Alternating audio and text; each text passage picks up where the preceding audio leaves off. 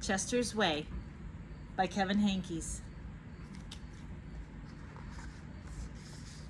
Chester had his own way of doing things. Hello, my name is Chester. I like croquet and peanut butter and making my own bed.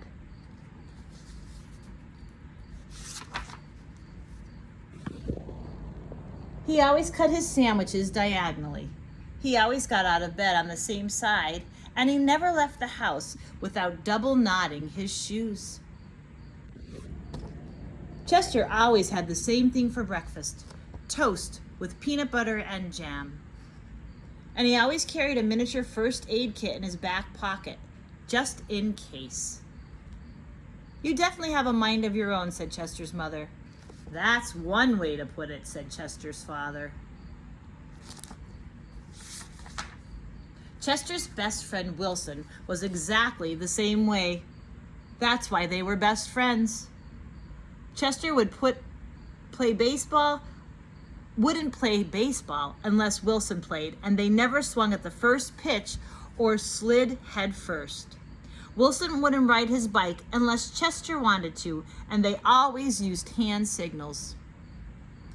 If Chester was hungry, Wilson was too, but they rarely ate between meals. Some days I can't tell those two apart, said Wilson's mother. Me either, said Wilson's father. Chester and Wilson, Wilson and Chester. That's just the way it was. They loved to go on picnics. Once when Wilson accidentally swallowed a watermelon seed and cried because he was afraid that a watermelon plant would grow inside him, Chester swallowed one too. Don't worry, said Chester. Now if you grow a watermelon plant, I'll grow one too. Chester duplicated his Christmas list every year and gave a copy to Wilson because they always wanted the same thing anyway. For Halloween, they always dressed up as things that went together. Salt and pepper shakers, 2 mittens on a string, ham and eggs. They really are 2 peas in a pod, said Chester's mother. Looks like it, said Chester's father. In spring, Chester and Wilson shared the same umbrella.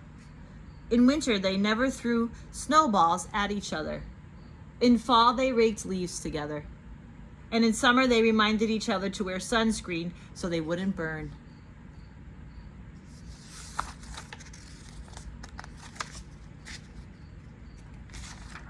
Chester and Wilson, Wilson and Chester. That's just the way it was. And then Lily moved into the neighborhood. Lily had her own way of doing things. I am Lily. I am the queen. I like everything. She wore Band-Aids all over her arms and legs to look brave. She talked backwards to herself sometimes so no one would know what she was saying. And she never left the house without one of her nifty disguises.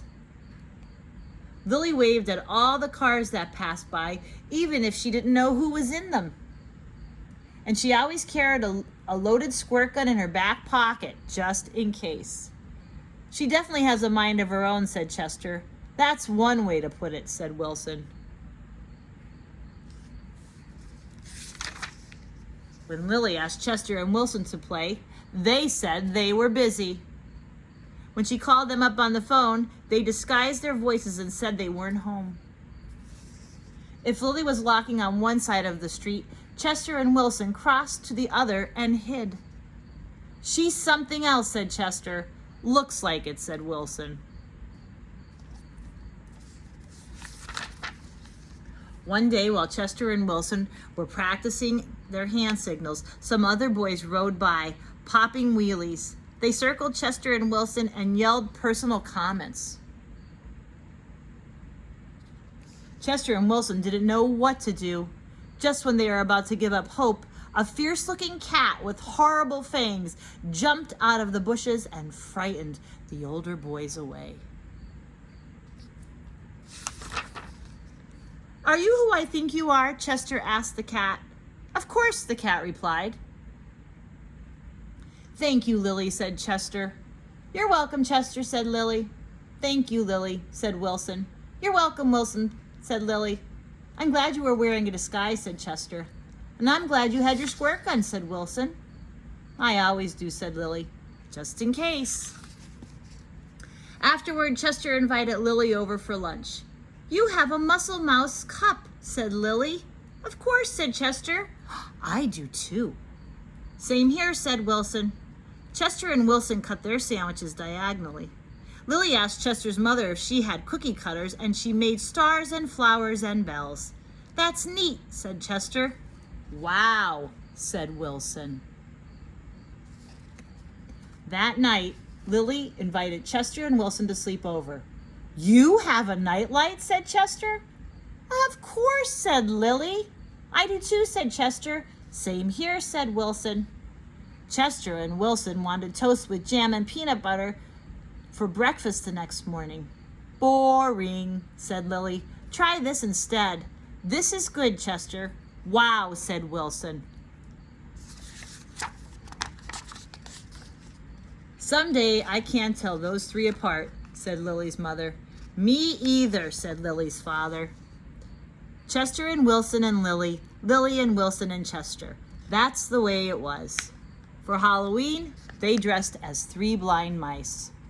For Christmas, Lily gave Chester and Wilson nifty disguises, and they gave her a box of multicolored shoelaces, extra long for double knotting. They loved to go on picnics. When Chester and Wilson told Lily about how they each swallowed a watermelon seed once, Lily swallowed 3 of them. I'll grow a watermelon plant for each of us, she said.